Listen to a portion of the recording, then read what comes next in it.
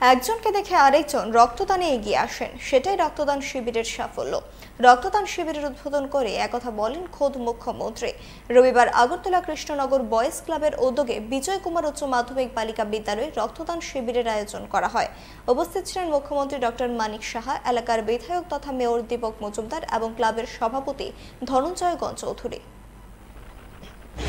এই রক্তদানে যারা এসেছেন তাদেরকে দেখে আরো মানুষ এগিয়ে আসবে, সেটাই এখানে আমি জিজ্ঞেস করলাম অনেকে এই এলাকায় না বহু দূর থেকে এসছে, তারাও এখানে খবর পেয়ে তারপর কয়েকজন 4-5বার দিয়েছে। এক দুজন দেখলাম নতুন এসছে, নতুন যারা ছেলেমেয়েরা তারা উদ্বুদ্ধ হবে, এটা হচ্ছে মেইন উদ্দেশ্য।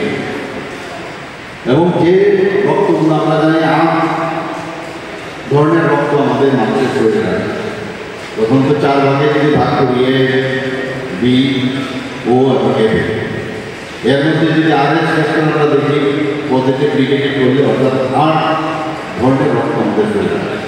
তো নেগেটিভ রক্ত 100% হিসাবে যদি ধরি 15% হচ্ছে নেগেটিভ রক্ত, যেটা সহজে পাওয়া যায়। আমি যখন জিজ্ঞেস করি এখানে অনেক সময় রক্তদান শিবিরে আমি যাই, সেখানে কিন্তু আমি খুঁজতে থাকি নেগেটিভ চেষ্টা করবো।